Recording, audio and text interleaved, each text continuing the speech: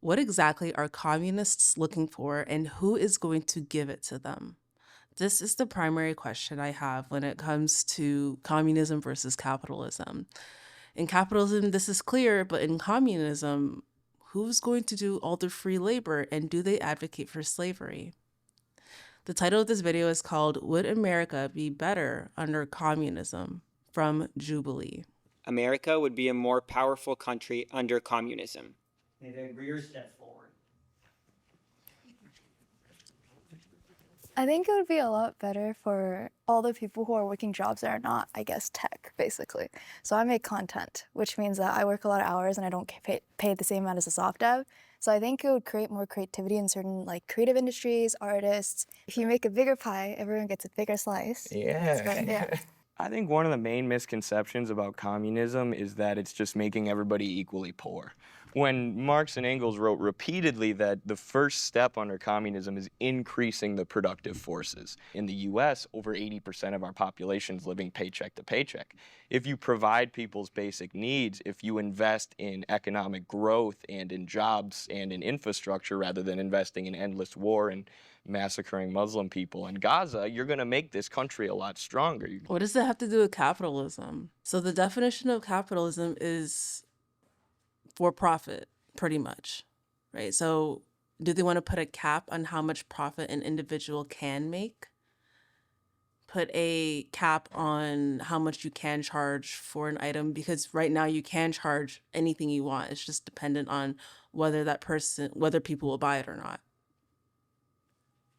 But again, anybody would buy anything. You just have to tweak your offer and pick the right people to buy it, target the right people. So if rich people are doing business amongst themselves and that much money is circulating, why won't you create a business and then charge the amount rich people charge and then make money yourself? It's easier said than done, but instead of complaining about that, how about, like the first girl said, everybody gets creative and tries to find something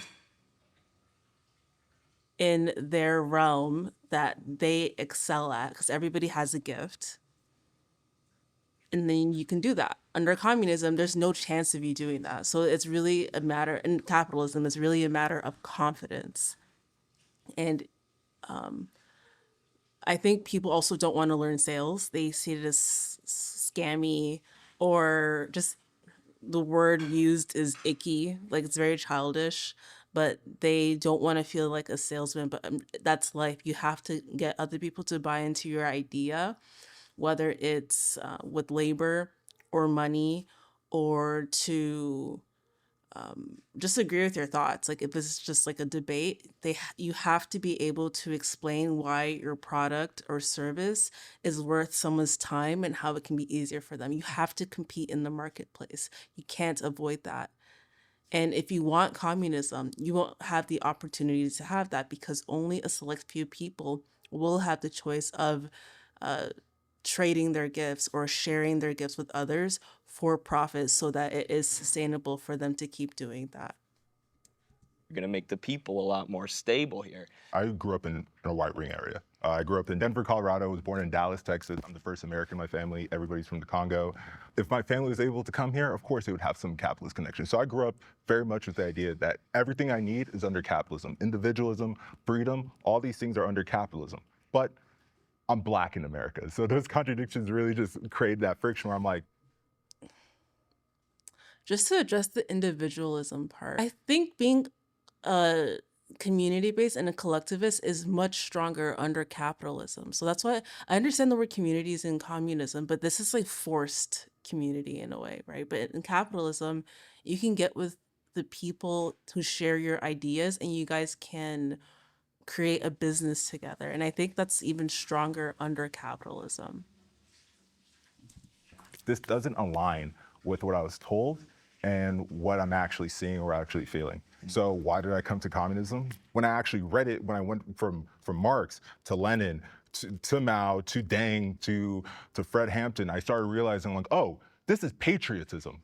This is the idea that I look at another American and think to myself, I want you to be fed. I want you to feel fulfilled in your life. By the way, I totally understand why like a male would be communist. That is more beneficial to him. I just don't understand why this girl is nodding. Like she is going to get completely she's going to get completely destroyed in communism. She's going to be a slave, a sex slave in particular, and people are going to argue as to whether or not they should have access to her. And by people, I mean males. So this is not something, this framework is not for women. Now, as for the race thing, under communism, there would still be the racial hierarchy. So if you are not, it's just like the structure that is today. If you're not white, you're gonna have less opportunities under communism, and you're gonna have more of the grunt work because you're still gonna have to work. You're still gonna have to participate in society because it needs people, it needs labor to continue. But you're going to get the worst work depending on where you are in the racial hierarchy. And if you're if you're a female, you're guaranteed to be almost exclusively a sex worker unless you're part of a like royalty class or the class that doesn't have to work, which is less than the 1%. I want you to feel like you actually have control within your society. Honestly, as somebody, again, who grew up in that right-wing area, that flies over everybody's heads. Disagreeers are walking quick on this one. Can I say something first on this one to be so bold? Here's my argument. How come every communistic country has to build a wall or a fence to keep people in? China ain't letting people out. My grandma, I remember going, my grandma. Yeah, but where did you come? But where did you come? There's not a mass immigration into Venezuela, into China, into Russia. Where? All right, go there. If it's so great, just go over there. Like, there are countries that operate closer to the Marxist ideal. Just go there. But they won't because they know they don't want that lifestyle. Every situation you're in has a power read. Most people can't see theirs until it's already gone. That's what the board read is. You send me the whole board, the messages, the dynamic, what's actually being said under what's being said. And I tell you where the power is moving. Green for when you're gaining it and red when you're handing it away. And the one move that pulls it back. You don't gain any comfort, and I don't spin the situation to your favor. You just get the true reading of the board. It's $150 and the link is in the description. People want to go. Switzerland, America, Sweden, they're all talking about we need to build a wall because people are coming. China's not going, well, we better build a wall because all those Americans are coming across. Nobody's going there. So you legally cannot be. There are plenty of people going to China though, because their quality of life is better, and you can just work one job and you can actually fund like an entire family off of one job. However, I personally don't think that's a communist state. Like business is pretty huge in China. They're known for what they produce. I don't know how it is there though. I don't live there. Maybe they're not strongly for profit. Maybe there are caps on what they can charge. But I do know that surveillance is really heavy in China, and they're very isolated. So they've banned any.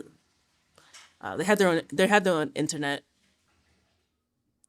Just to put it plainly, like they cannot really see anything outside of China. Of course, unless they use a VPN, and I don't know if they do use a VPN, if it's punishable. But again, under communism, you have to keep people in that way of life. Like you have to keep them very isolated so they don't see that it's possible to expand outside of what you're taught in the communist regime. Whereas capitalism allows you to be more free in a sense. But again, the difference between social credit, which is like based on your behavior in China, and like actual like financial credit is that what's stopping you from engaging in the life you want to engage in capitalism is money. So money is our social credit, whereas in China, it really is your behavior, but that comes with heavy surveillance. So it's really just pick your poison. And if you like that and you're okay with that, you want a better quality of life based on like having a cap on prices and being allowed to, let's say, like have a better apartment because you have better behavior, then you can move there. No, I don't think anybody's stopping people from moving to China. I don't think they're like, I don't think it's like North Korea, really. I could be wrong, but I've seen people on YouTube talking about how much they love living in China and they live there. But again, a lot of people think that's propaganda as well. So I don't know. Become Chinese. I went to international school growing up, and every single non-Asian or anyone else that's like American or Canadian that's gone to China has never wanted to come back to the US. That's something that's really interesting. So I think it's like if you've never been, It's an adverse selection, a group of people who are Let her finish her point, and Yeah. then like, we got you. I guess like whoever has the open mind to go visit usually doesn't want to come back. And I do live streaming, so I know a lot of live streamers who like permanently move over to the like Asia, especially China, because not just it's cheaper, it's also just higher benefits. Most people get like free healthcare, so it's a lot easier for you to survive there. I think it's not because people don't want to go, it's also because you're taught propaganda since a young age. China's scary, China's bad, evil, red dragon, so people don't go and don't even go see it. That's the problem. I would definitely argue that a lot of China's success is due to the introduction of free markets. But if we want to Right. run with this idea that China's a socialist country, which is just fundamentally untrue, I could also just point to the fact that they're super low in the HDI. Their GDP per capita is like $12,000. The US GDP per capita is $70,000. So Yeah, and the whole appeal, even like when Chinese people come over to Western countries, their whole appeal is that what they sell is cheaper. Yeah, yes, the quality is lower, but what they sell is cheaper. So I think cheapness is like a thing in China. And in the US, it's the opposite. It's really like charging high price signals value. It's about quality.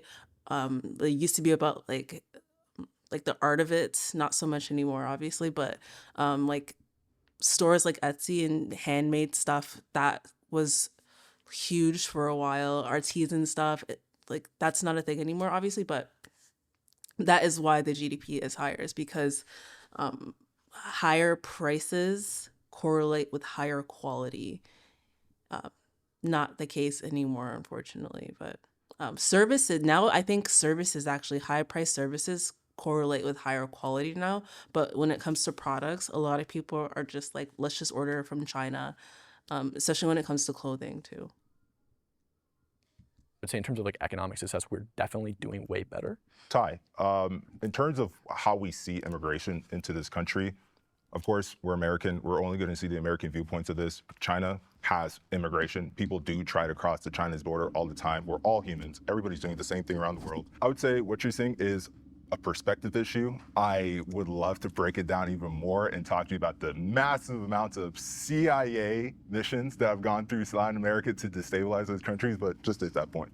To what you were saying, judging a country by how much the wealthiest people in their country profit in their company, we both know what GDP means. It's a bad way to really explain what their about country. HDI? Human Development Index. And how's so that it's data? measured by things like health, income.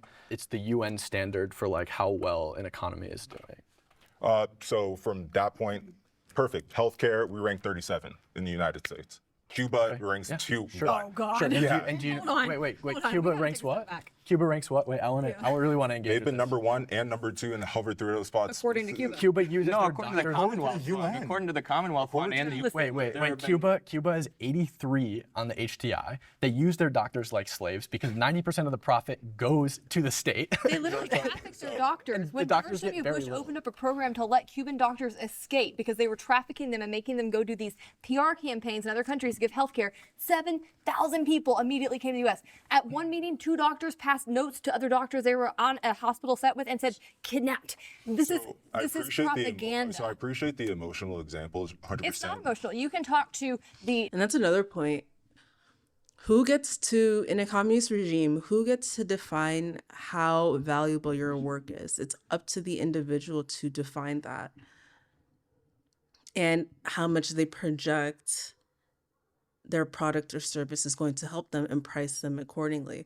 A lot of people call certain things expensive, but when you look at the totality of how it changes someone's life for the better, it's actually underpriced. It's actually a budget item as opposed to the quick fixes that add up over time and and at the end of your lifetime or life cycle, it actually ends up being more expensive than that one-time payment high ticket item, which is what a lot of people complain about. But it's really just weigh your options. Are you willing to, and that's another thing too with the healthcare, and they're gonna talk about this, I'm sure. Healthcare costs a lot in America because healthcare is not a right. You have the option to pick a lifestyle that's healthier for you. Maybe in other countries, they don't have as many options as people in the US. Since US is based on who can make the best products and the best services, and they compete based on that, it's going to cost money.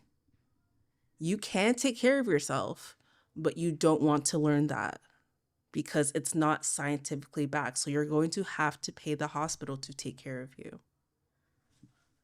No Borders Sovereignty organization that works to get healthcare professionals out of The there. nicest person in this room. I would hope you let I'm me trying to finish get my this point point, across then too. then I'll answer. I But got please, you. go. Well, I've been told that fear is happening in Cuba. They're doing this super scary thing with Cuba, which is great. I would love facts. So I'm giving you in facts terms of about the doctors fleeing the country, and also about how they're having to How's that ration how's that supposed basic to make- antibiotics in their Hannah, you look hospitals. Yeah, we've got them under an embargo. Nonsense. obviously. No, wait, medical things this are has excluded nothing since to do- That's 1992. not true. Wait, That's wait, been That is disproven true. by multiple Eddie, how far studies. back- This year during COVID, Cuba made their own COVID vaccine because the U.S. pharmaceutical company used intellectual property laws to prevent them from making this using our vaccine recipe.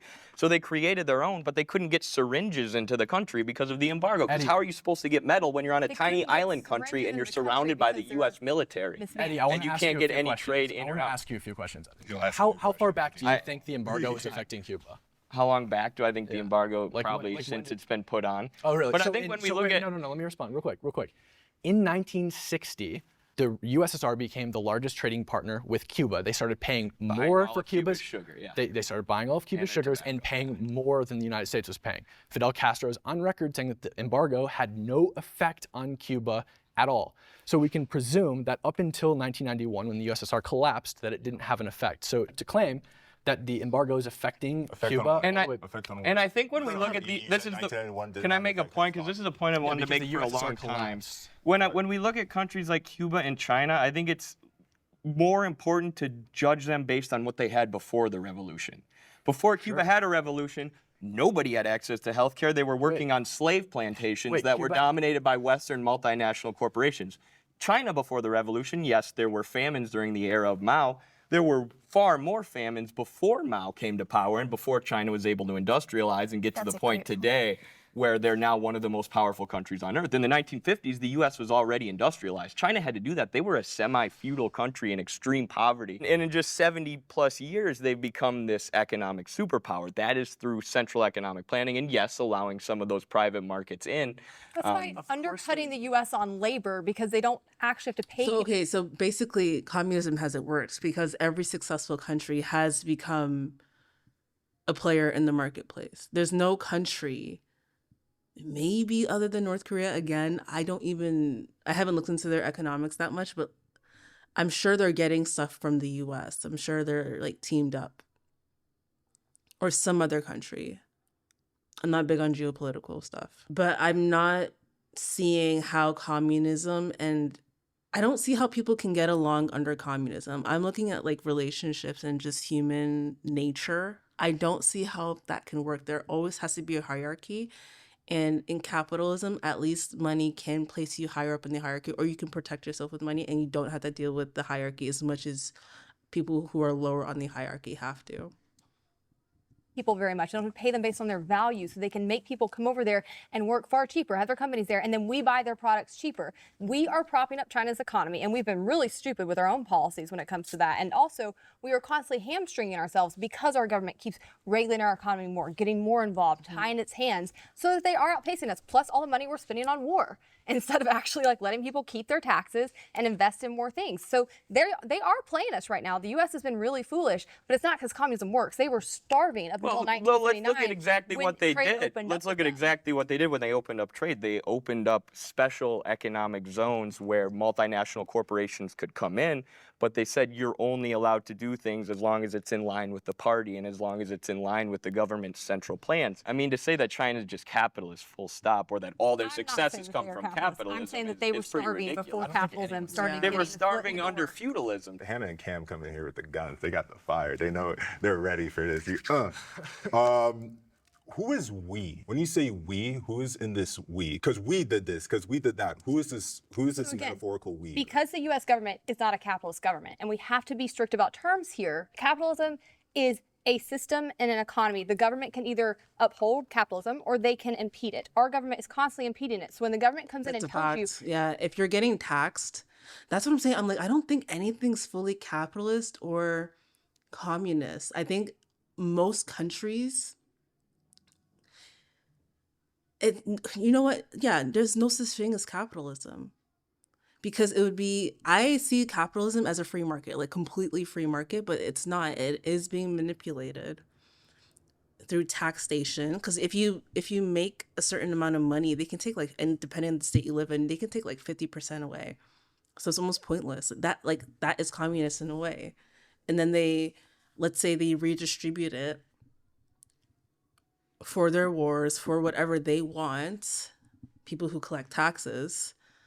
It's like a blend. For me, I would be more interested in a free market, but I think that would be an even more difficult life than we have now. This is probably the best that can happen because people do need to be controlled by the government, honestly. They really do. But I'm going to see what she's about to say. you can trade with this person, you can't trade with that person. Right. That is the government, which is we, 'cause we have a representative government doing that. Is that Yeah, like for me, I don't want to trade with some people. I'm gonna be honest. Like I know some people who are like very opposed to what I'm saying and they have access to, let's say my videos, for example, but they under this law of well, not under the law. YouTube is its own country in a sense. So everybody gets access to my videos, but I would like only people with a certain algorithm to have access to my videos. And it's kind of like that, but people who are very angry and they can share your video with people who hate you, they can also share your video. So that's kind of like the framework that the current system works on, like the capitalist communist type of thing, where it's like we're going to distribute your product or service how we see fit because it benefits our end goal. We're going to use your money that you generated.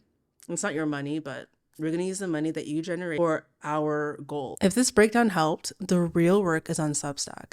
That is where I go deeper than any video can. On Substack, I take apart books, movies, and videos for what they actually say about power, who has it, who's built to hand it over, and how that machinery still runs today. Story first, strategy underneath. It's $10 a month, the difference between watching power and understanding it.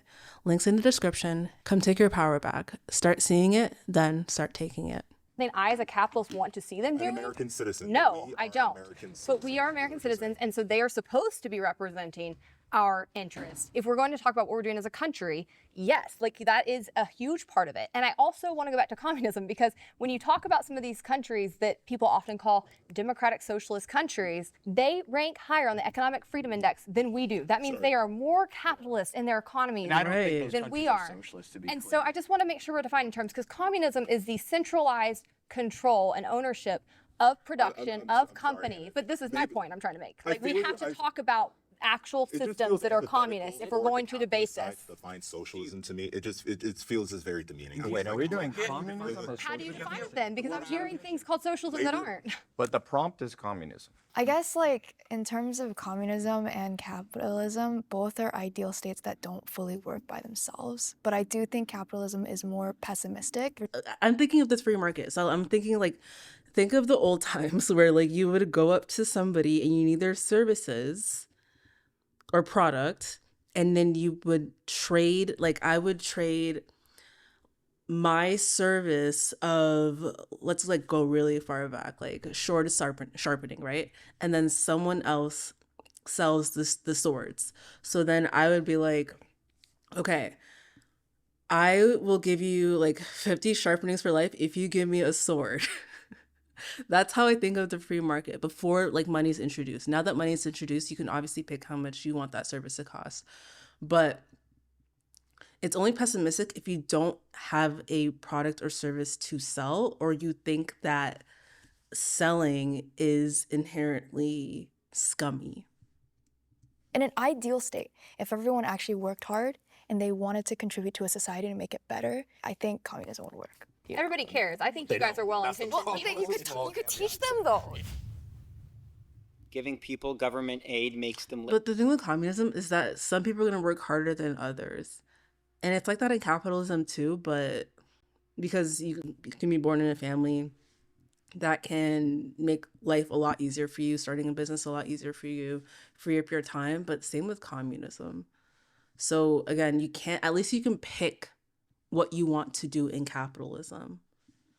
In communism, you can't do that. You have to fill the role that society or your town or city, what they need you to do, regardless of how you feel about it. lazy.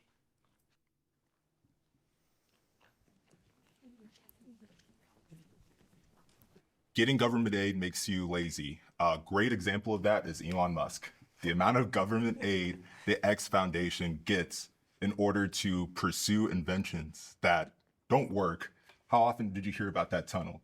Elon Musk is just one example of many different CEOs, multi-corporations who get government aid to be able to do these things just because they have the net worth. Yeah, but again, that falls back into the communist thing, because under communism, it would be the same thing. It would be people who are higher up on the hierarchy, they have the right connections, they have the correct bloodline, they're going to benefit most either way. I think in both systems, they would benefit greatly.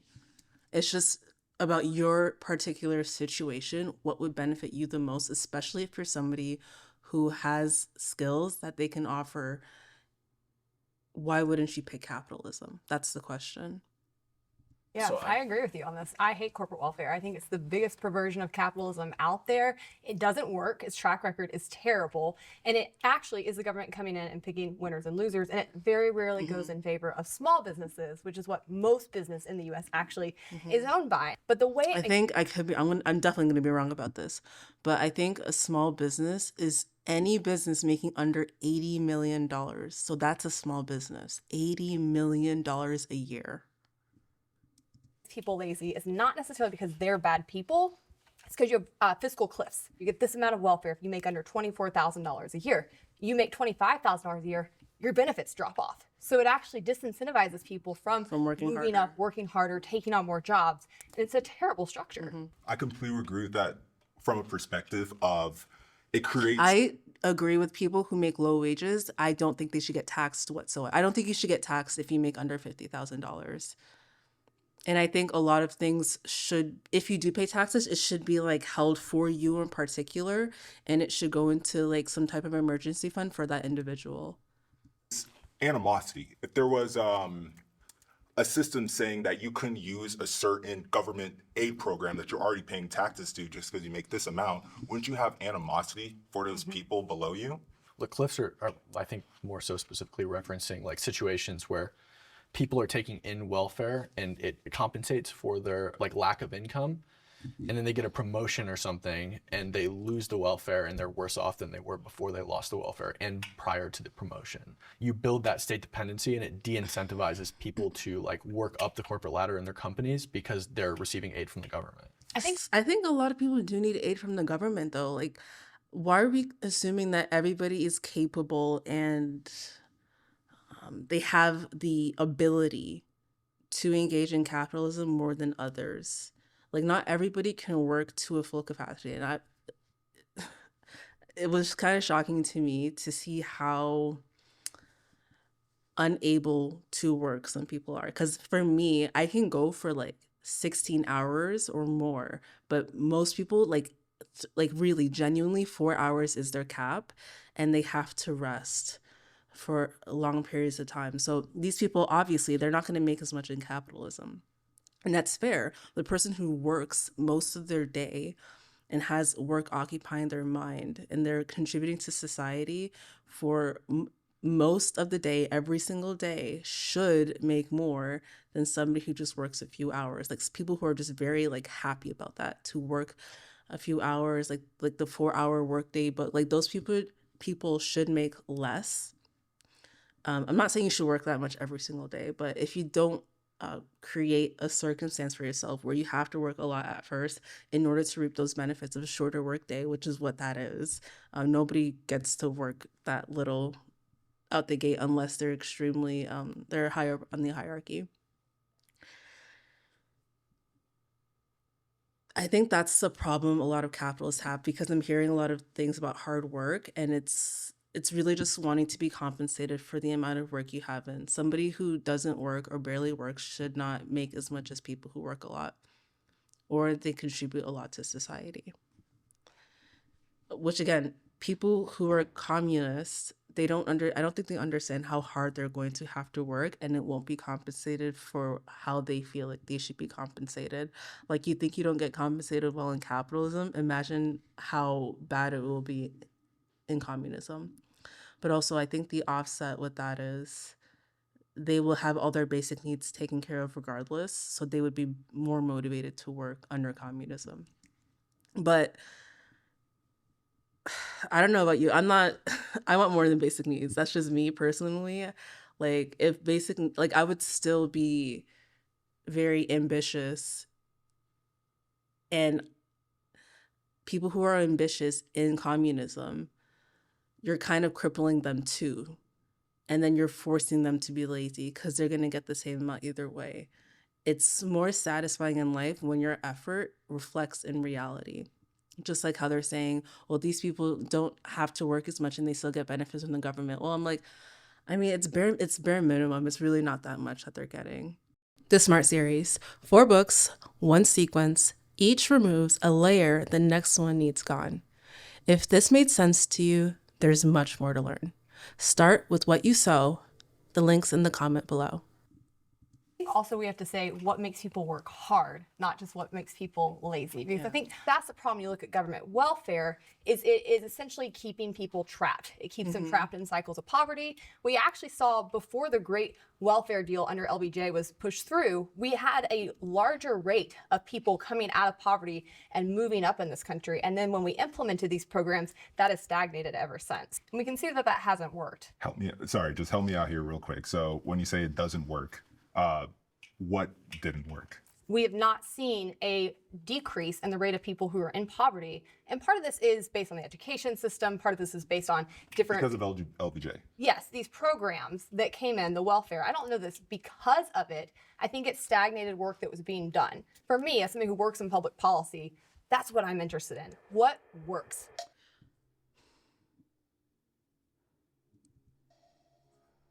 There are cases where I think people are incentivized to work less hard in order to keep their income under a certain level so they can collect a certain amount of... I've heard this rhetoric from people who are on welfare.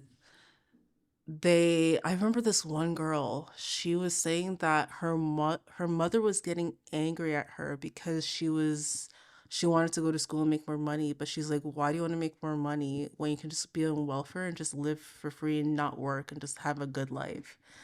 And I don't think people who advocate for communism see the bigger picture. And I don't think they really resonate with people who are highly ambitious, like people who have like high amounts of energy, highly extroverted, people who want to work a lot and are willing to put that work in to see a big dream come true. I don't think they understand that. So this is fundamentally a difference in energy.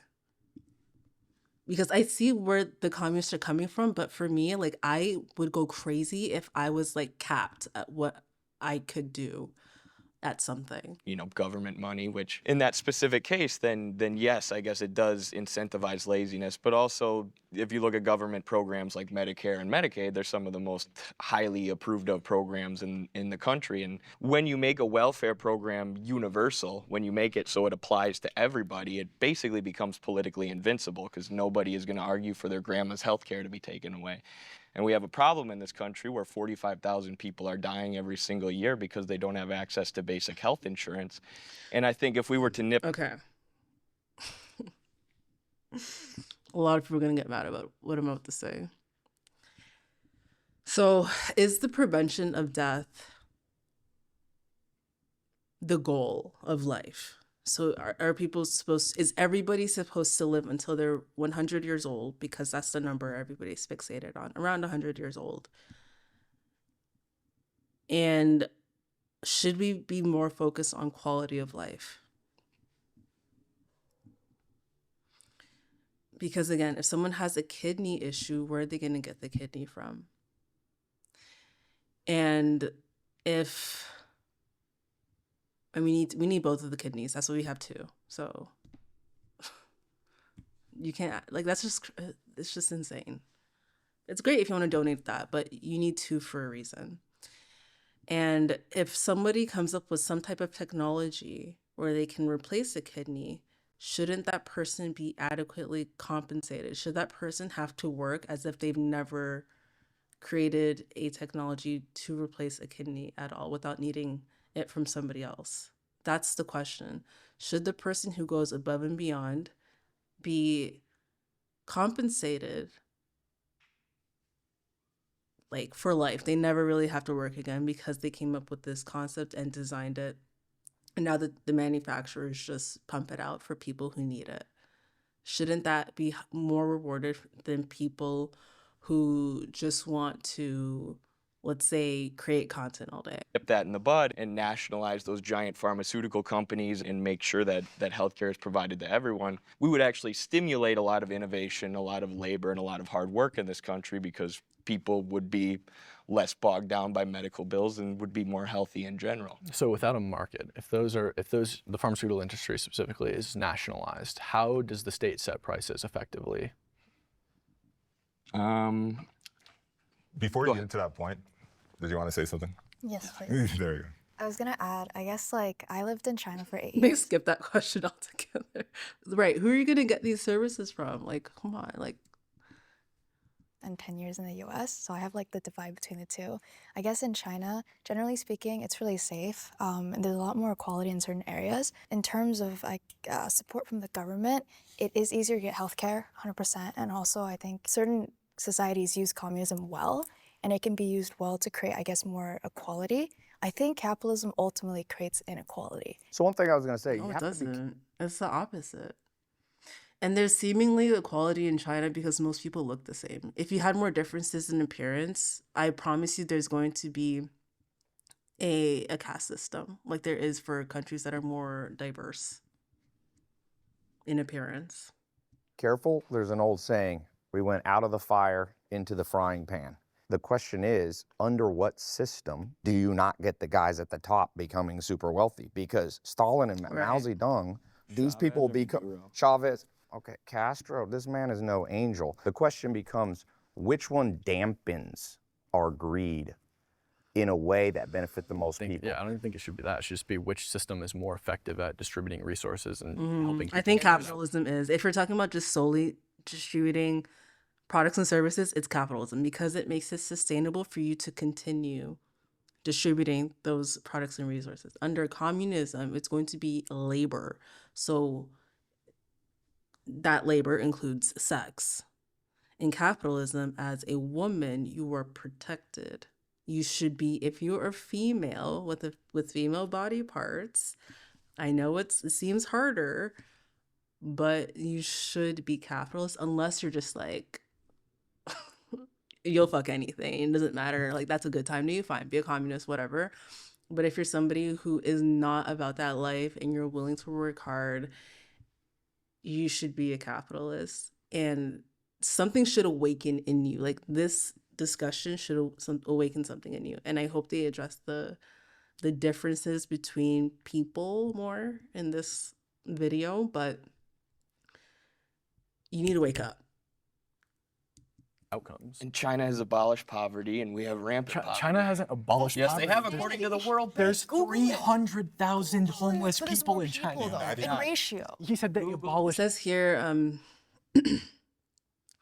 over the last 40 years, the number of people in China with incomes below US $1.90 per day, the international poverty line, as defined as the World Bank to track global extreme poverty, has fallen close to 800 million. So it just depends on, it doesn't really matter the income. It depends on the cost of living overall in China. And I heard it's very affordable even on a Chinese salary. But compared to America, yeah, that's total poverty. Poverty. They did There's Google it. The 300,000 World homeless Bank wrote a people. full article on it. They National have Center of abolished Biotechnology relative Information. poverty. When China was pure communistic, 45 million people starved to death eating bark and dirt and leaves. And it's hard to know, is it doing better, all the things you like? Are you sure that's from the communist side, the Mao Zedong side, I would argue. or is that from the capitalist side? I would argue it's definitely the free Yeah. market side. Yeah. I also just want to push back on one thing real fast. Are we still going to stick with the China thing? Because Well, I just wanna there's so say- many great points Yeah. here. We need a that, like, we need prompter over to, here. we I need know. to focus. You know It what I just, mean? it's crazy to me to hear somebody say China's safer though, and like you can literally be disappeared from the streets, like even your celebrities, famous tennis players, The famous FBI. people, they're Shout out Julian Assange.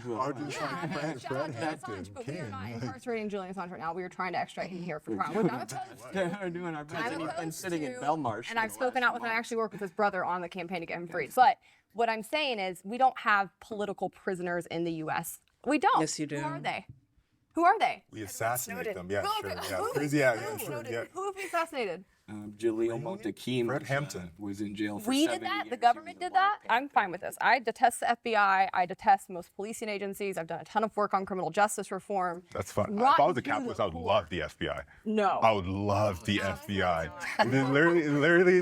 Literally the vanguard of capitalism, 100%. How's that? It's one of the armed bodies of the state that protects the dictatorship of capital. Because ultimately, I mean, 90% plus of elections are decided by the candidate who raises the most money.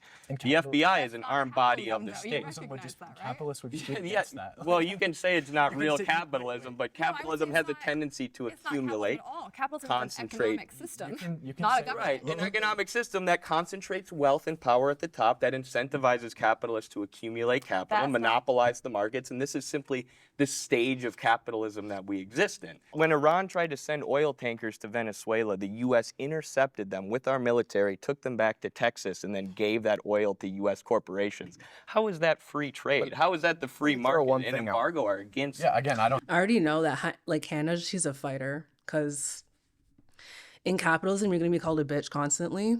You have to assert yourself. Communism, you're going to be submissive as fuck because you have no choice. At least you have a choice in capitalism. You're going to make that money, but like you're not going to have allies. Every situation you're in has a power read. Most people can't see theirs until it's already gone.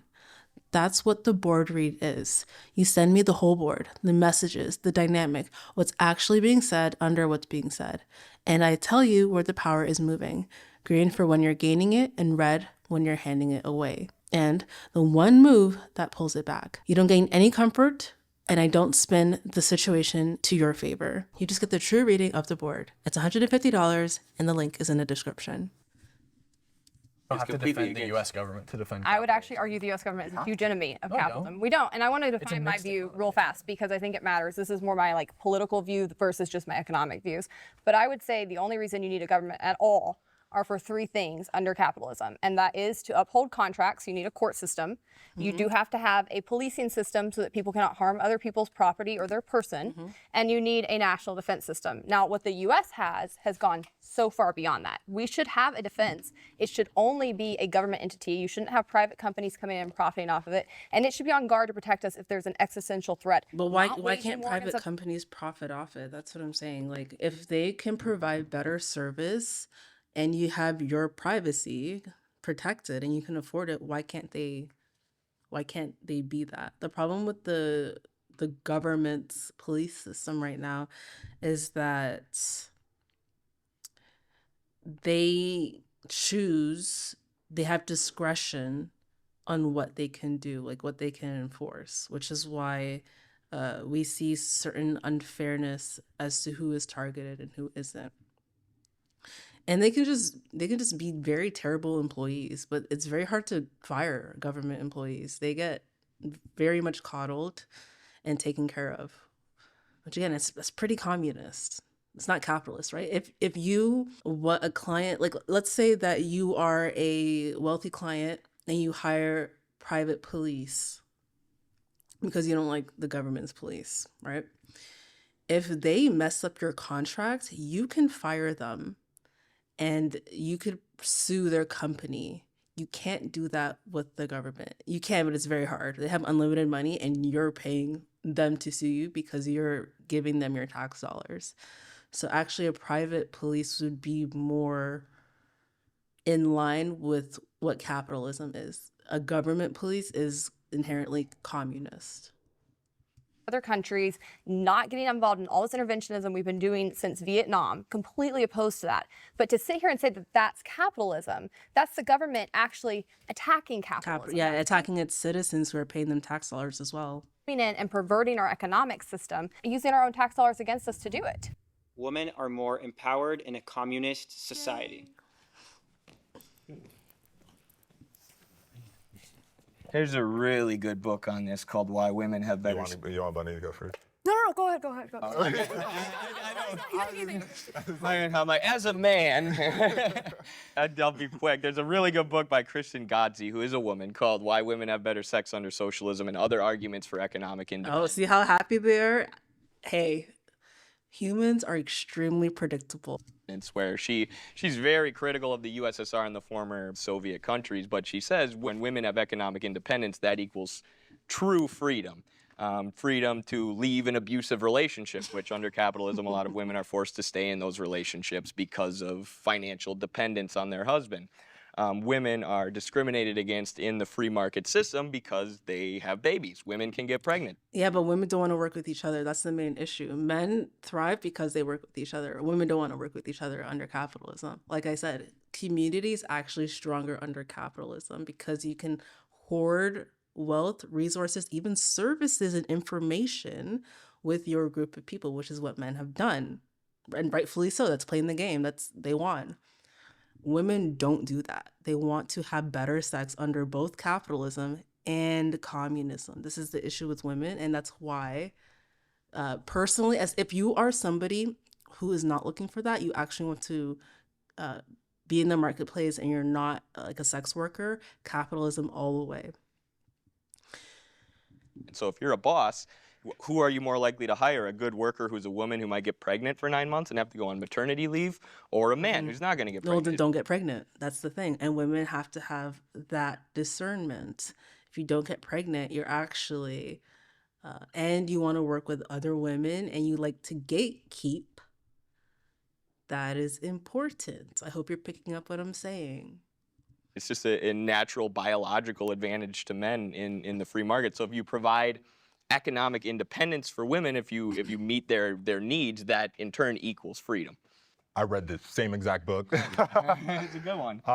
The idea that only the man be able to get all the funds, revenue for the family unit, the idea that it's a woman's job not only to work as well, but they'll also take care of the family at home. I can't think of a better example. You don't have to do that though. That's the choice. So they're pretty much saying under communism, you don't have a choice. You're gonna have to get fucked. You're gonna have to get pregnant. You're gonna have to take care of kids. Under capitalism, you have a choice as to whether or not you do that. And with capitalism, it's actually freedom because you can choose. It's just that your choice is more punishing if you choose the routes of being under a man, like having your husband as your boss. That is extremely punishing because, again, the home itself is its own legal system.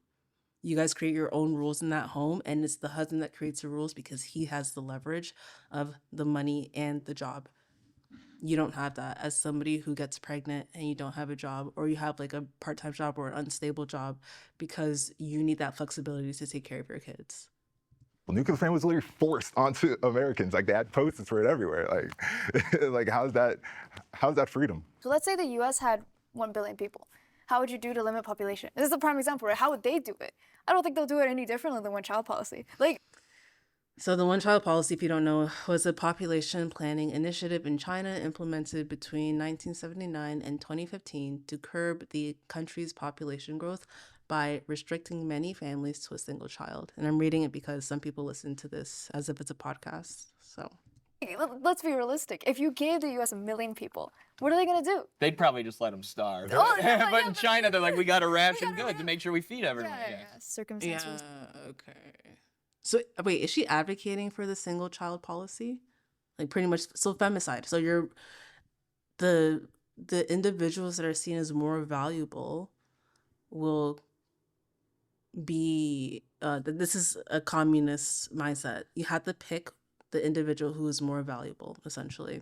So again, if it is the female that is less valuable under the system, which it was in China, then again, the female suffers. And not only the female in the womb, but in real life, because there's less females in general.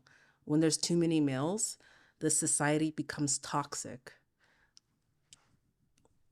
Slightly different. They had to make choices, might not have been the best choices, but if given the same circumstance in the US, maybe they would have done something similar. Communism in China was truly communism in the beginning. So let's look at the beginning. So my mom was really young during that time, but at least she saw what women were empowered to do. At the time, yes, they took all resources and pulled it together and divided it equally, but women were truly equal in the beginning of China and Cultural Revolution. Women had the same rights as men, they did the same jobs as men, because more labor, the better, right? So everyone had the same roles, same jobs. Yeah, but women had extra labor because they had to have sex and pregnancy and taking care of the kids. So there's no such thing as equality. There's just no way it's equal, because you'd have to distribute your body equally. So you have to go with the man, at least one. I don't know how it works and if there's like a polyamorous one, especially since there's more males. And then forcing women to get with those males, because right now I think a lot of women are actually choosing to be single, and hopefully China stays the same way so that they can continue their actual equal life of being single by choice. And there was true equality until capitalism or socialism and capitalism got introduced. Now in China, there's But no why was it introduced? It wasn't because of no reason. There was some type of problem that wasn't being solved by communism that was solved by capitalism. equality. I truly think because more freedom, more trade. So in the beginning, when there was no corruption, it worked perfectly and everyone was equal. I think we have a She wasn't there, so whatever.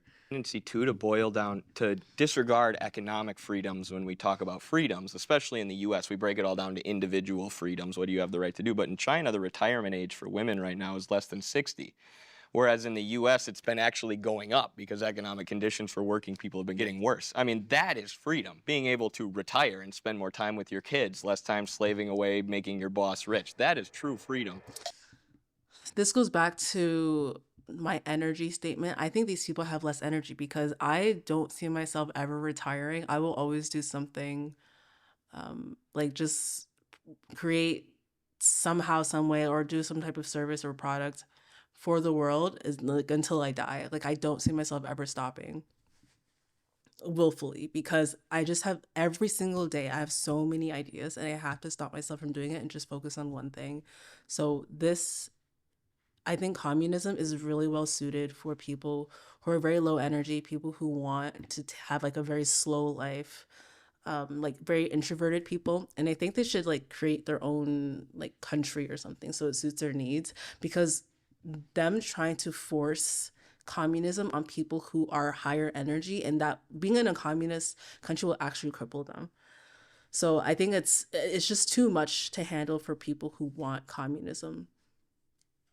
I've seen things written by these people and it's very exhausting to them, but they don't believe it, that people who advocate for capitalism, they get up in the morning with like ready to go, vigor, like no coffee even, high energy, ready to tackle whatever tasks they have to do, because they are work gives them purpose. Work makes them happy. And people who don't like working, they can't fathom that. So that's why they're advocates for communism. You blame society, but these 4 books show you how you became it. Become a smart human and visit youaresociety.org/book. It's in the description. Women have equal rights in the United States. You are allowed to do the same things that men do. A lot of time what happens with like inequality is not The actually market, right? No, it's not the market. it's not the market. It's difference in preference. Specifically with like if you're looking at like income inequality, there are so many confounding variables that you have to look at when comparing income inequality. Where do you live? What's the cost of living? What kind of job do you do? What's the risk associated with your job? Logically, markets and capitalism is the best resource, right? You kind of prioritize the best, right? But if that's the case, women could get pregnant, hence they have to take time off, hence they're But that doesn't mean that inefficient. they're not the best at something. Despite the fact that you Right. get pregnant, they can still be incredibly skilled over other people. Right. But I think you can still provide your product or service even if you're pregnant. It's just a choice as to what you want to prioritize. If you want to prioritize your children, then you're going to have to do that. But again, being pregnant is a choice. But if you want to prioritize your children, that's what you choose to do. The women who get pregnant and they have children and don't prioritize their children and prioritize their business, they're not complaining about that. They love their business more than their kids, and it is what it is. You can't pick both. But they wanted kids for whatever reason, fine, that's whatever. But they're gonna have to focus on their business if they want to keep their business thriving. Nobody's stopping you from that. Maybe it's not the best choice when it comes to getting other people to like you and call you a good mom, but some people weren't put on earth to be a good mothers. It's the harsh truth. capitalist societies, because of that time you need to take away, it's a risk. There are Yeah. there are disadvantages. It's like there are a- biological disadvantages. Financial Nobody- risks is what Yeah, it is. yeah. Nobody's contesting that there's a major biological disadvantage for women. Women can also choose Has there been not a to be communistic? So now we know women have to get pregnant under communism. This is what they're communicating because they can't think outside the box. These are intellectually lazy people. Female leader yet? Margaret Thatcher. New Zealand has one. Finland has one. Is there a communist? Kim Yo Jong's her name, right? In the DPRK. Yeah. She's one of the highest up in the Wait, DPRK. what country are you The using? Democratic People's Republic. Let's of not Korea, use which North you would- Korea. The U.S. has also had like very high people. The actual saying name of the the country answer- is the DPRK. though. Secretary. The point is, there's never been. If we're gonna Wait, say are you- communist, the prompt was, through communist economies, countries treat women better. So if you have no female leader ever, But you gotta look at averages though, right? no, but that's a bad average for you. Can I have my disagreement on the original point? Because listen, I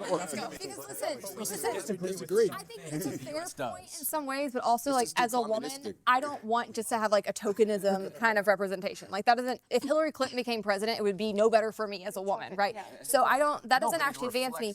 But what does advance me are civil liberties. What do advance me are having the ability to speak my mind, to pick which career I'm going to do, to decide if I want to have kids, if it's worth taking time away from the workforce, or if I don't want to do that. The ability to have those freedoms are here. And yes, there are many flaws and there are things that take away from them in our society. But as you mentioned, legally, women have had equality for decades and decades and decades. And now that we have seen that time period play out, women have been advancing leaps and bounds. They are graduating college at higher rates here than men. They are starting to out-earn men when you look at apples to apples, when they have the same job, same education. They're outpacing them in their advancement within companies. Women and men need the same things, and that is freedom, autonomy, the government not getting in your way, equality, civil liberties. Do you think economic stability is one of those things that I women do, and and I men think we crave have. and need? But Yeah. you would say capitalism is what gives economic Absolutely. stability, Or gives it even better. though Gives it 80% of better. women are living paycheck to paycheck. Well, that's it's their still- problem. They want to live paycheck to paycheck. That's their problem. And they're doing that because they're not putting in the work. A lot of women are lazy. Right? But again, I think even me, I think if you are lazy, you should still get a bare minimum, like a welfare type thing. I'm all for that. But don't try to cap what people who aren't lazy try to make. So being against capitalism is part of that. Capitalism actually suits you if you want to be lazy. And actually, if anything, it's even better because you can pair up with other lazy women and be lazy together. But now you have like a large pool of money that you can all use to be lazy. I think the problem a lot of people are having is like communism's forced community. People are too lazy to try to create their own community and have the results that they want. You have to go out there and create the community. If you want to be lazy, you have to go out there for a little bit. Don't be lazy for maybe a year. Really just go to town on promoting this community, creating this community, and you can be lazy for the rest of your life. Just trade labor within that community. But the thing is, you can't get along with people. You always fall for the propaganda. Your hate gets in the way. Your contempt gets in the way as well. You can't see the bigger picture. That's why a lot of people are hard to work with, and you worship men. You need capitalism. As a woman, you need capitalism because nobody's on your side. Men have each other to some extent. They can get to with each other for a common goal. Women, they can't do that.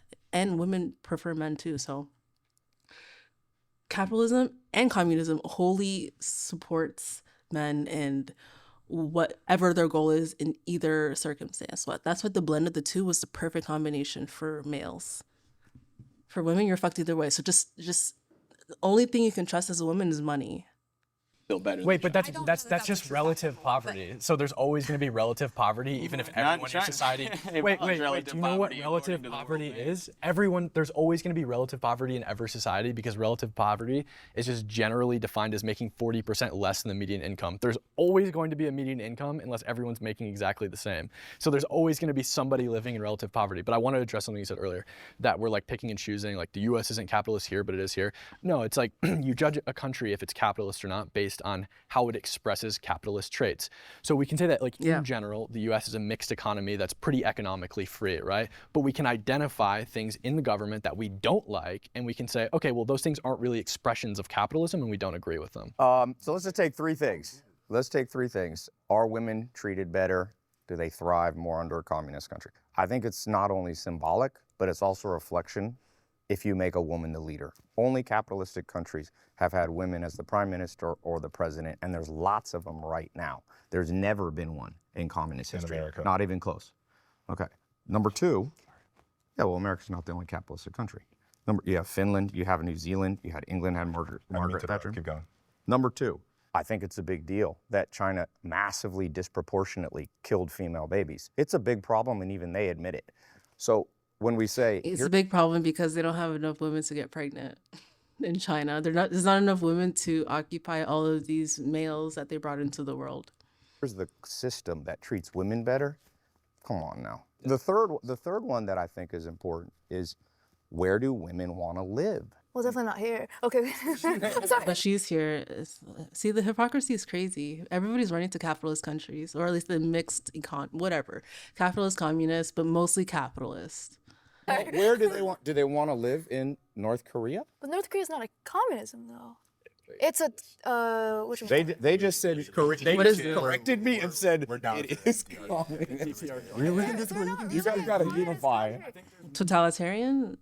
Juche is dictatorship. Marxism. Okay. Juche is Marxism, Leninism combined with Korean nationalism. That's their idea. Before we get too far away into North Korea, real quick, just from the standing on looking at the Constitution, who could vote, who could participate within the government within America, using America as an example? Rich, white, owning The males. Constitution doesn't say that at all. Democratically within the nation, actually taking control, rich, white, land-owning males. That was within the Constitution. No, So- it's and not. I use that. It's not. Sorry. It used to be. It was illegal Let's for go. black people to Let's vote. do Yes. a legal mandate women as well. And I use that Okay. as an example to show women did not have rights within this system. They fought for it Okay. aggressively with violence to make sure that they got their vote. Capitalism does not earn you your rights, especially if you're a marginalized group, because it's just not profitable. So the country.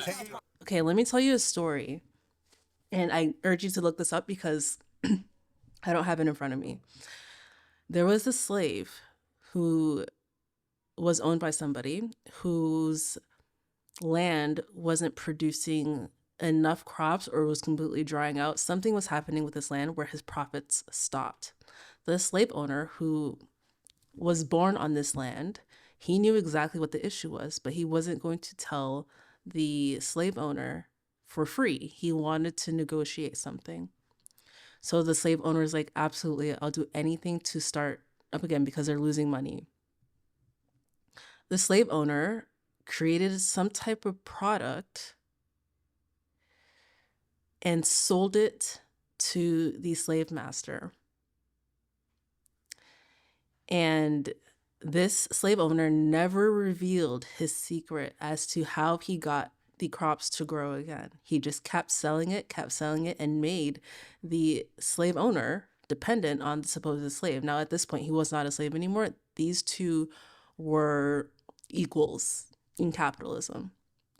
So the thing with capitalism is that you need to have some type of product or service that other people are willing to purchase because they are in need. It's about the state of needing something to continue the type of lifestyle that you want or to continue your business. That is what capitalism is, and that's why it's fair. You hold some type of trade secret or some type of skill that makes somebody's life easier, and you trade that.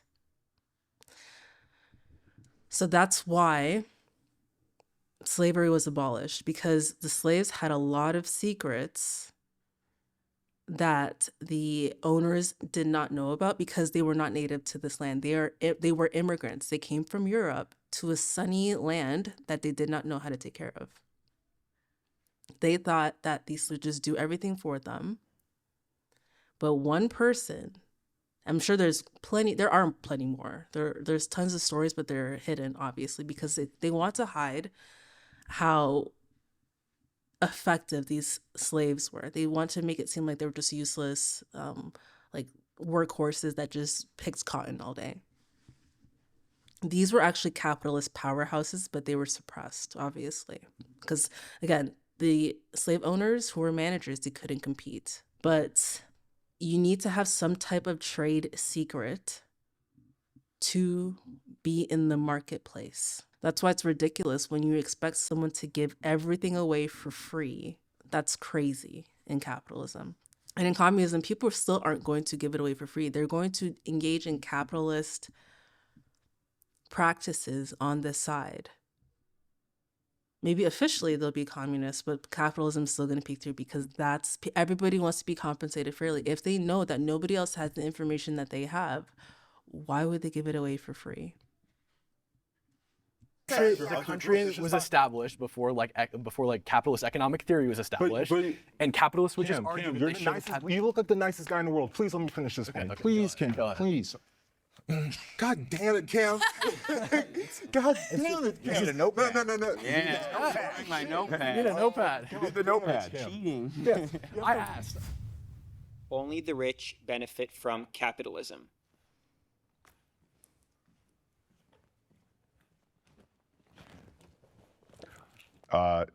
Really? Nobody. No, because it's not true. Everybody benefits from capitalism. Absolutely everybody does. Only the rich benefit from capitalism.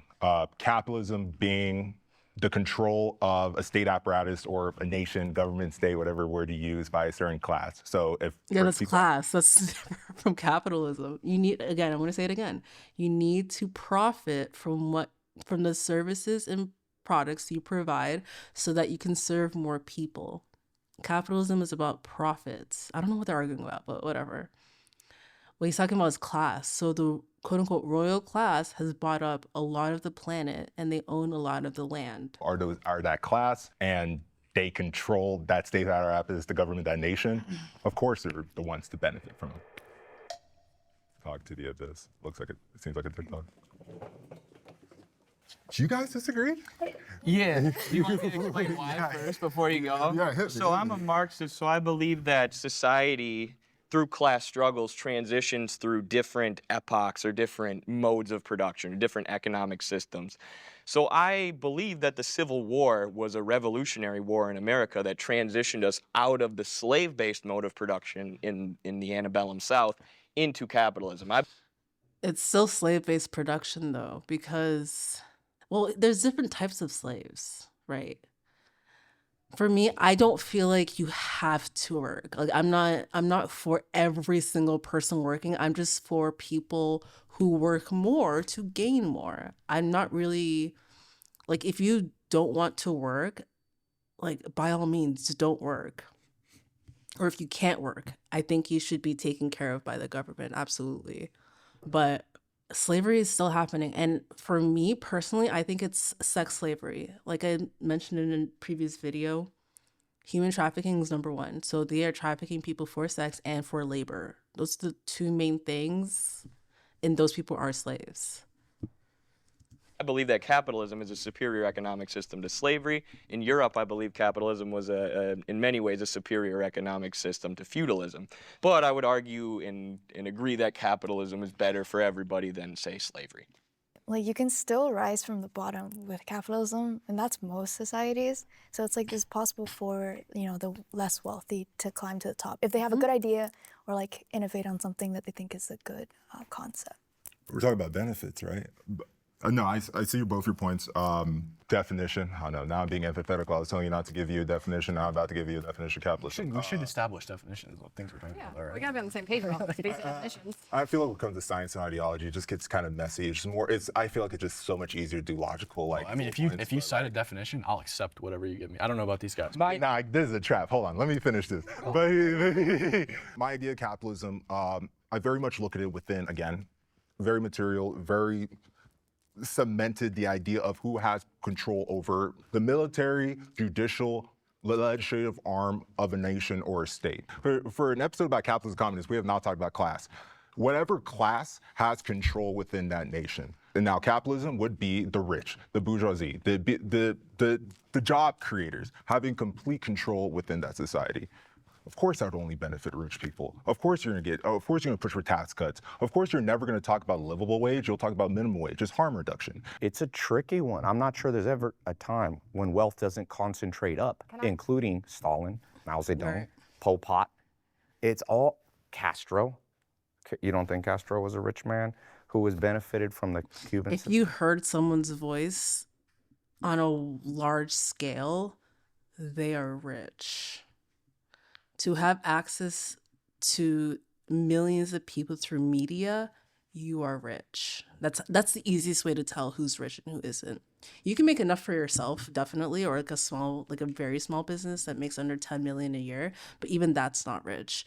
Like, for people to be talking about Marx, this is a very wealthy individual in some shape or manner, through family, or maybe he has some type of wealth where he could hide it, or maybe it was in investments, I don't know. But the fact that you know this individual exists and you take him seriously even past death, this is a wealthy individual with a lot of connections. Didn't he have almost $1 billion when he died? But I want to interject real fast, because unlike Cam, I won't just accept definitions. So when we talk about capitalism, that's fine, that's your definition. But for most people, when we say capitalism, what we mean is the free exchange and selling and buying of goods, right? And the people now define this as anarcho-capitalism. So I think that's what she's thinking about. The capitalism that we have now is different, because she doesn't like the interference of the government. That's like pretty much anarcho-capitalism. more you have of that, the more freedom you have in those decisions, the less the government's involved in that, the more capitalism you have. And as we have seen capitalism expand across the world over the past 30, 40, 50 years, we have seen an 80% reduction in world poverty since 1990 alone. It was cut in half between 1990 and 2010. That's miraculous. We have also seen a 40% reduction in child labor. We have seen the mortality rate for children cut in half. We've seen the maternal mortality rate fall by like 43%. We work fewer hours. Oh yeah, that's another thing. Child labor would be like huge in communism, huge. The only reason why children don't work and it's seen as like dystopian if children don't work is because their parents can afford for them to not work as soon as they have like the muscle twitch fibers to lift up and move things. That's the only reason why children don't work, and it's seen as like horrifying if they work and they're like under 16 years old. If this breakdown helped, the real work is on Substack. That is where I go deeper than any video can. On Substack, I take apart books, movies, and videos for what they actually say about power, who has it, who's built to hand it over, and how that machinery still runs today. Story first, strategy underneath. It's $10 a month, the difference between watching power and understanding it. Links in the description. Come take your power back. Start seeing it, then start taking it. Blows my mind that somebody could say only the rich benefit from capitalism. What evidence do you have that that's capitalism because these incentivizing are that, not China's Because poverty we're alleviation measuring- programs or the Belt and Road Because we're Initiative. measuring as capitalism has moved into various countries and we're looking at their poverty rates and their hunger rates, by the way, get cut. As more and more socialist and communist countries have fallen, which by the way, we're down to only 5 at this point because most people are turning against it. As that has happened largely since 1993, we've seen more countries become democracies, more countries implement capitalism. And yes, sometimes it's That's mixed, right, when like China the US. or implemented the the Belt and democratic Road socialism. in their poverty alleviation programs, though. So what That's when evidence they do you did have what? that that's not having an effect? That's when they did what? Launched their poverty alleviation programs in the Belt and Road Initiative, which are intended to build up industrial. The Belt and Road Initiative is a global infrastructure development strategy adopted by the Chinese government in 2013 to invest in more than 150 countries and international organizations.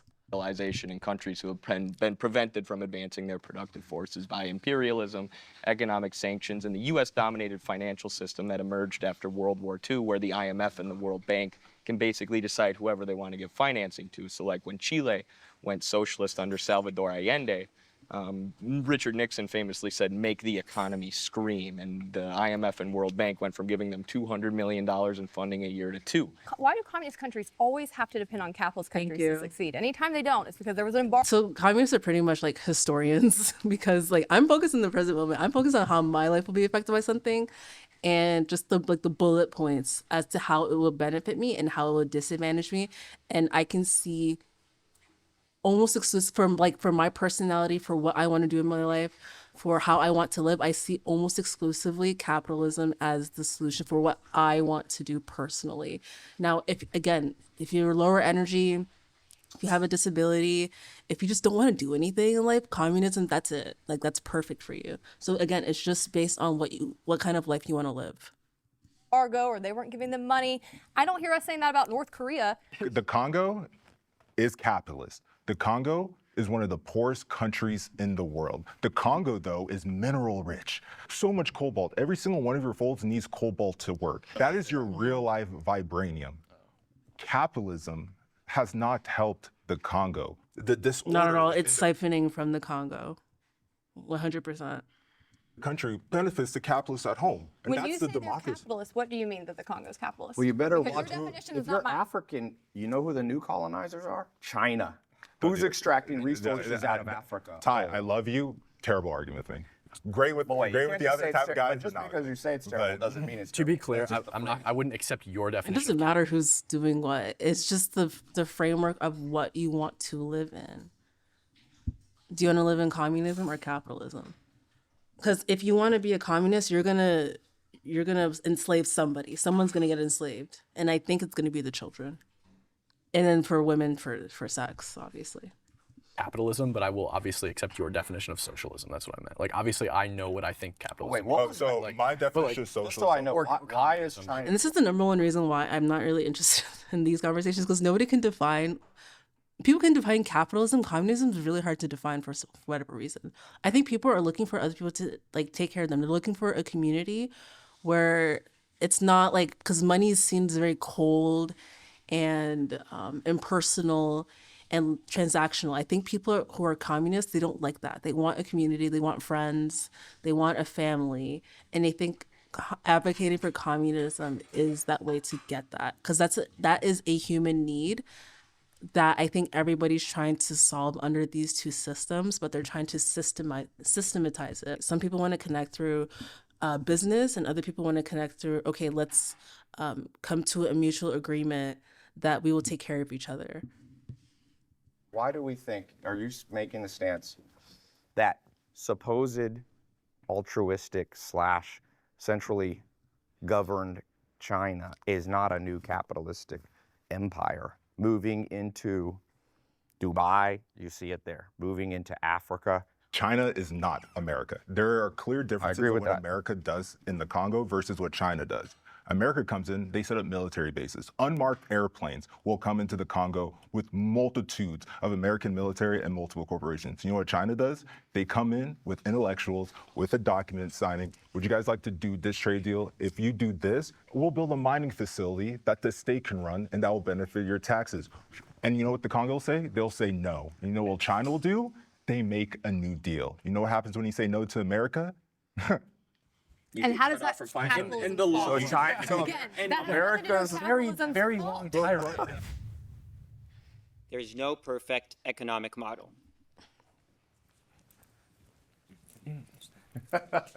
there's no disagreeer there. I mean, sorry to start already. One of the main misconceptions about communists is that we want to establish a utopia. One of the foundational communist texts is Friedrich Engels' Socialism, Utopian and Scientific, where he criticizes these utopian socialists who are saying overnight we're going to create this perfect society. He says it's not possible. You can only build a better society out of the one you currently have. So we have to take what we currently have as far as a socioeconomic structure and figure out how we can build something better out of that. But it's never going to be utopian. There's always going to be problems. There's always going to be corruption that needs to be. Yeah, okay, so this moves us past the capitalism versus communist argument. In a utopian world, what would that look like, and what's stopping us from reaching that? It's not money.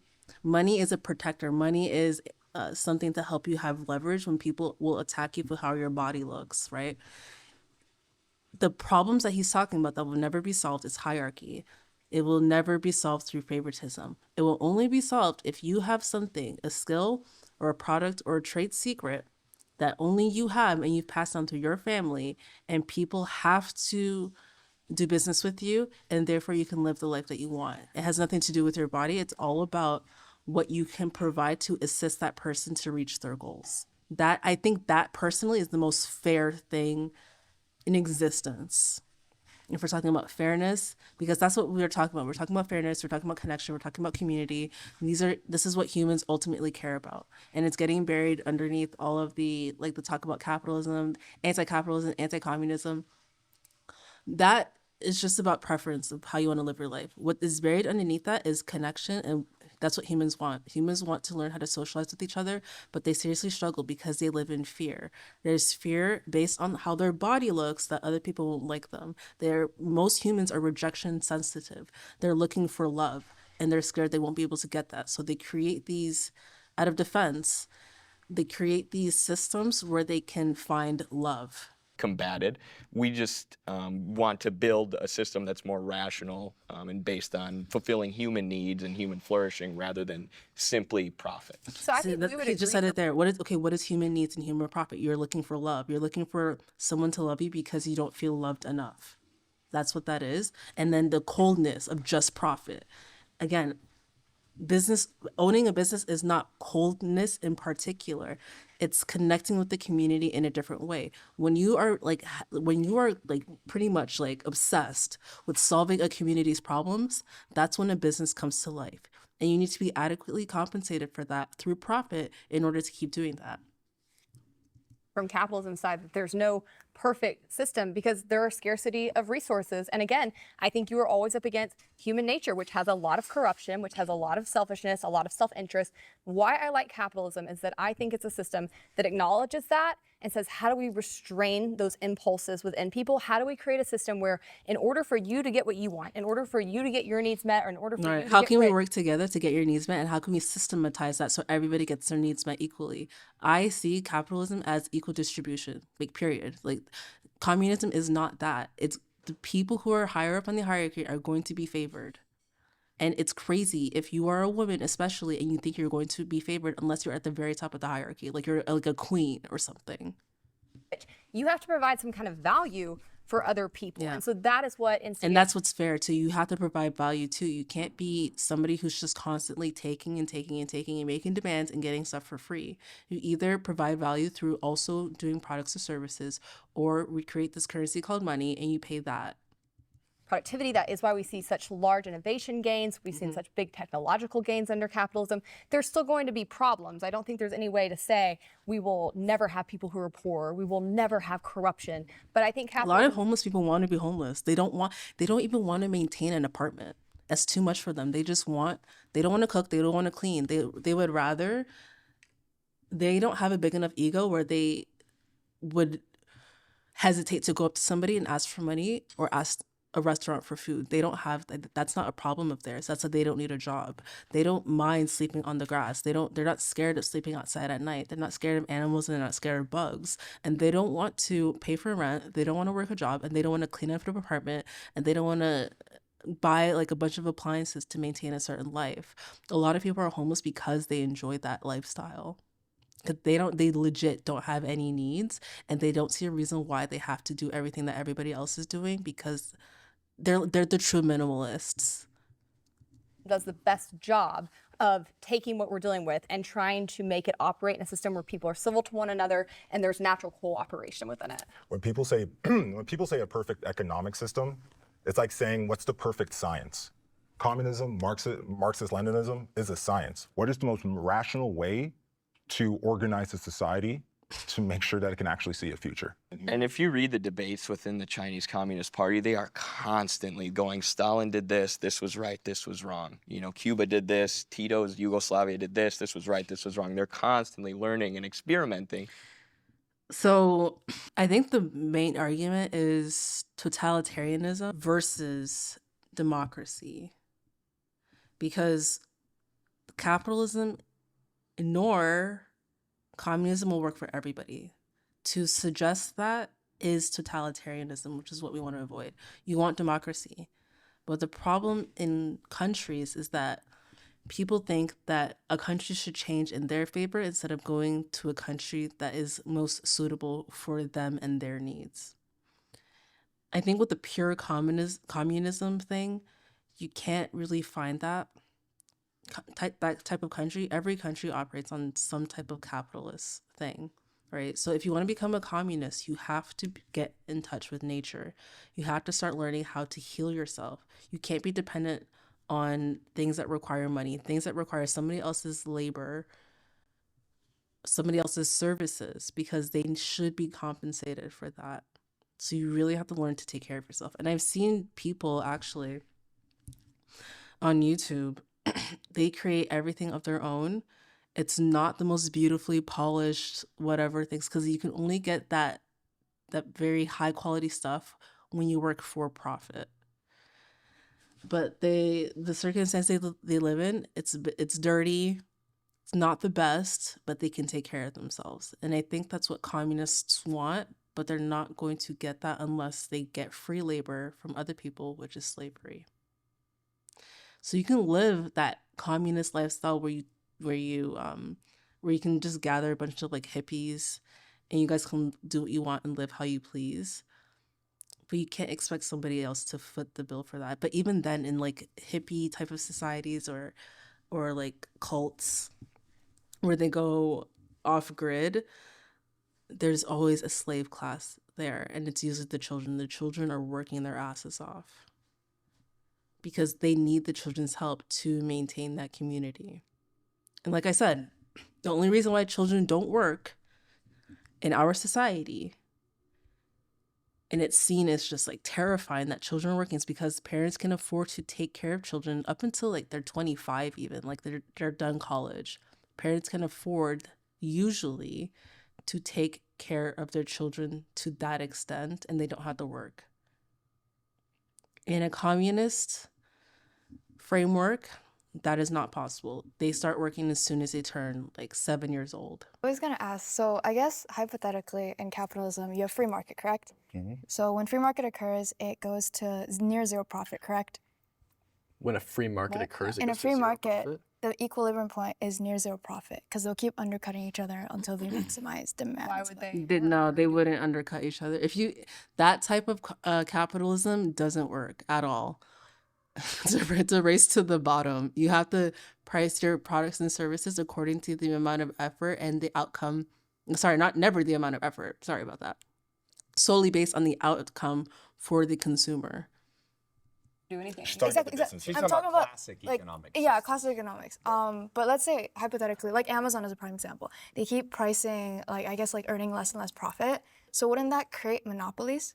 And I mean, that's how you want to get more demand, right? Okay, so first of all, like capitalists are going to be generally against like trusts and monopolies, but like at the same time, like how could no, it does No, it not. doesn't. Every It doesn't create monopolies because it's solely based on the avatar you serve. So if Amazon keeps getting cheaper and cheaper and cheaper, that means the quality is going lower, and it's going to be for people who are okay with cheap prices and cheap quality. For people who prioritize high quality, there's no way they're going to buy on Amazon. I've met so many people who are like, I don't want to buy that cheap Chinese shit that's on Amazon, so they don't shop on Amazon, or they buy from certain sellers that they know sell high quality stuff, and it's more expensive, yes, but it's high quality.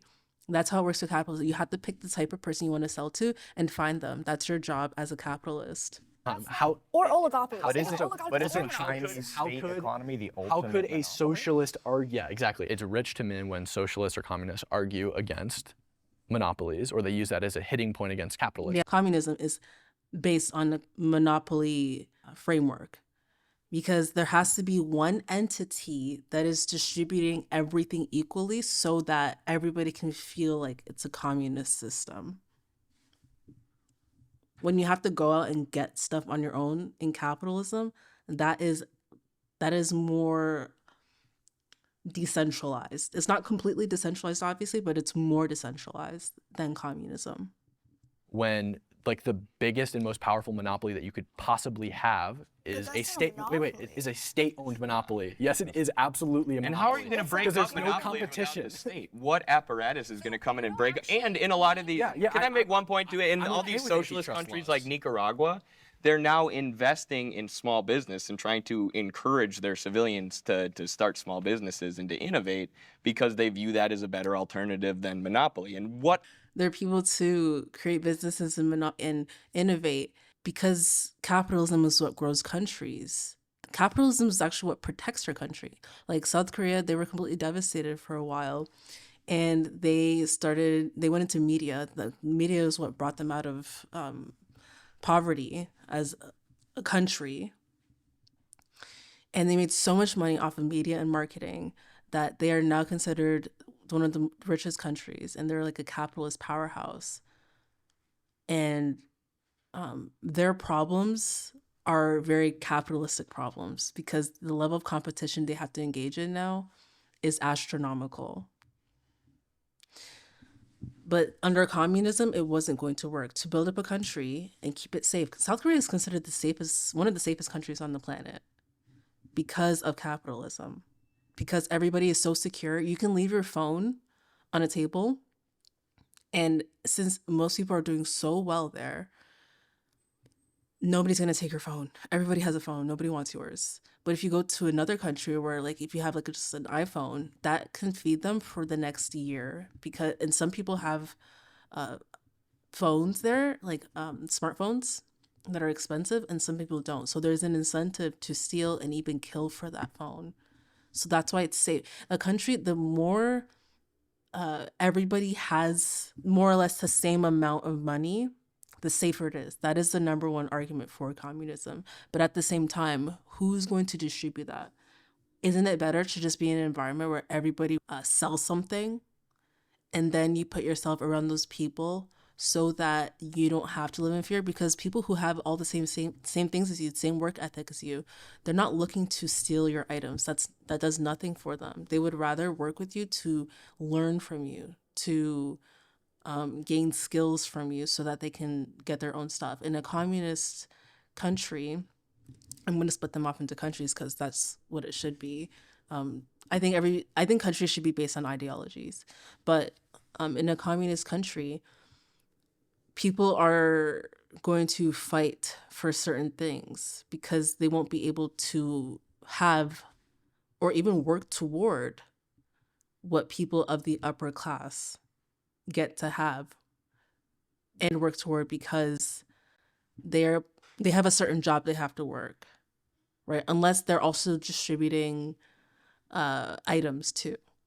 Because I've heard from the communist side, it's just basic necessities. What if someone wants more than basic necessities? Are you now, as a communist, going to steal from someone who has more than the average because they're higher in class, and therefore they have the technologies first, they have access to better things? So it's just better to be a capitalist, and you can get what you want yourself through acquiring and practicing those skills. The SMART series, 4 books, 1 sequence, each removes a layer the next one needs gone. If this made sense to you, There's much more to learn. Start with what you sow. The link's in the comment below. Apparatus do you use to stimulate small business and But break up monopolies besides the state? And when the Isn't a state's doing monopoly that, it's in the not United acting States as a aside from monopoly. ones the government creates. So what about maybe in the class struggle, you had, like you said, feudalism, slavery, capitalism. We tried communism. Maybe it's the rise of libertarianism. Is part More of libertarian. capitalism. No, it's not. Slaves, Part of slaves both. were goods. No. Wait, slave. slaves had So why That does is wait, government Hannah? more than anything intervening in the free exchange of buying and Why- selling? wait. There were companies, Wait. right? Why There does were slave slavery companies. They just predate weren't just capitalism people by hired thousands by of the years? government. Yeah. If it's a part of capitalism, why does it Right. predate it by Let's just thousands say- of No, years? that's let's just say actually a fair facts. point. I'd like to hear that answered. Let's move on that because it's a hot topic. It's too spicy. No, it's not so too to spicy. hit your I point actually in terms wanna, of wait, I want to respond because you wanted monopolies. to make that point. You cannot Hannah, say Hannah, I don't that want to the- argue. I don't want You do want to argue. Oh my You want to make gosh, your, this guy's really annoying. why is it Hannah, like you make it bad? Hannah, And then you're going to try to say it's too spicy for me. No, I got you. Like, let me respond to you. And this is the type of treatment the male will give you as a female in communism. You think for this person to believe in equality, not letting her speak, he's constantly engaging in this your opinion doesn't matter, your perspective doesn't matter. Again, as a capitalist, you have to fight for your spot. And again, she is fighting for her spot. She has a nervous system for this. And in capitalism, you have to become like this. Enslavement has been on the books in multiple kinds of countries, multiple economic systems throughout history. And in fact, capitalism is what got rid of it. This country is what turned the tide on that and started pushing back against this centuries old, awful institution. So to say it's England did, capitalism, I think it's not America. honestly offensive. That's ridiculous. The purpose of an economy should be to maximize the well-being of the population. Agreed. No disagree. What happens if no one disagrees? I knew we'd agree on There's this. no debate. When I knew we were going to be debating capitalists, I figured none of you would defend monopoly capitalism. You'd be more pro small business, more pro free enterprise. And, you look at our current American system and it's not like ideal. You're not giving it 2 thumbs up. So, yeah, I just think we all agree that we're trying to find the best economic system to promote flourishing among society and the population. An economic system has the responsibility of taking care of their systems. That's common sense. Shouts out to Thomas Paine. I mean, yeah, Seems pretty. kind of self-explanatory at this point. The government should always, or in general, the society should strive to be better and to make lives better for everyone. Yeah, but you have to make life better for yourself too. It's not just society. You have to do that for yourself. You have to fight for your own life and what you want in your life. I would say not the government. I think Right. we need smaller. Government seems to mess everything up. Is that where yes or no? That's totalitarian. No, he's right. That is totalitarianism. You need smaller communities and you live the life you want. The government making rules for everybody is not working. I think that's what people are arguing against. Humans, if you talk about the flourishing, you can still see there's tribes that live more hunter-gatherer. Small. I think smaller's better. What Yeah, about but an no, but unbiased family's robot? better. There's an anime called Psychopaths, which you guys don't know? Okay, perfect. So I think a centralized brain computer with multiple millions and millions of minds in it might be more efficient. So a bigger government might be more efficient. If we could actually pull it off like Psychopaths, I think it would work. Who programs the big? The computer is programmed by someone who has biases and it's not going to work. Money is the only thing that's neutral. Surely, money doesn't favor anybody. You either get it or you don't. I would like to note that you said control rather than own. And I think that under a capitalist system, workers do control the means of production by using their money as indicators, right? Like the business owners produce things based on the demand that consumers or workers, or the same thing, have. Our dollar doesn't mean shit. Our dollar does mean something. It's an indicator for what things are valued at. Yeah. If a central decided, sorry, go ahead. Yeah, if the central They'll do government most just efficient, decides right? what it's worth, No, like they have no indicator. Surpluses because price is just a signal of scarcity. It Wouldn't they signals, long-term? Hey, there's Like, not they as would many think things as long-term. this, so the price is going to go up. Or hey, we've got a surplus of this, so the price is going to come down. It's a signal to people, and it signals scarcity. If you remove that signal, that's why centralized economies fail because there's no, Yeah, you have to put a price on certain things. I wish it was more widespread because right now it's just whatever's on the NASDAQ has value technically. But that value is also indicated by the market. So it's actually harder to have your item publicly traded. But if you own a private, you can charge whatever you want and you can determine what price point you want to put it at. And then you can see whether it's too high or too low based on people's reaction to it or the person you want to serve. It's a very specific person. And it's much easier to be a capitalist today because of the internet and find that specific person that you want. No way of economic allocating calculation. resources. There's no economic calculation. And then you have the situation where people have to go into the black market to get things that they need. It creates utter chaos. Versus under capitalism, you have this free flow of goods based on the signals that are going out between merchants and purchasers. It's all very seamless. I would say that any capitalist would agree that the ability to just quit your job and suffer through the demeaning act of trying to find another one is not a great example of freedom within this country. Don't find another job then. You maybe work for yourself. You are the resource that jobs are looking for. So why not just invest in yourself and then create your own job for what you can do specifically? I don't understand. It's very easy to quit your job and get another job. Like, it's not difficult. Why is it Sure, demeaning? sure. The average person who decides to quit a menial job, who has no access to education to get them a higher paying job. You have access to education, you have access to the internet. You just have to manage your time better. Who has no social connection, no cultural connection. Then you have to make social connections. You have to work on that. In communism, you have to work on that too, though. Like, that's not something you know what? Actually, no. In communism, you'd be even more fucked because if you're born into the permanent underclass, you can't climb out like you can in capitalism. No state apparatus helping them in real life, just pure real life. It's not as easy as turn off, turn on. This leads to another really great example of government intervention that really screws up. You brought up education. Pretty much anyone in the United States can get into college, no matter how terrible your grades were. No, it's not. That's great. That leads me to my It's next. super cheap. You just want to go to the very the colleges that are created for rich people are very expensive because it's one long big networking event. That's what it is. If you actually want to go to college to learn, that is actually the biggest waste of money. You go there to make connections with people that you would not be able to get into contact with otherwise. It's cheaper in It is very expensive, but do you know why people are able to go to college despite the fact that it's super expensive? Because the federal government comes in and says, hey, I've got 2 bags of money right here, and I'm willing to give it all to you, even though I know you can't pay it back.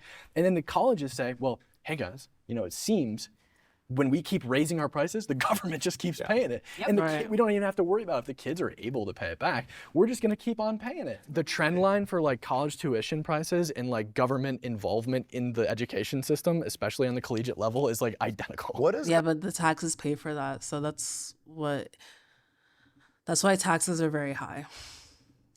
Government do well? We forgot to ask Prop that up problem. capital and prop up big banks.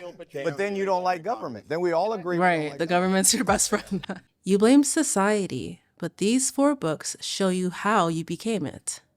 Become a smart human and visit youaresociety.org/book. It's in the description.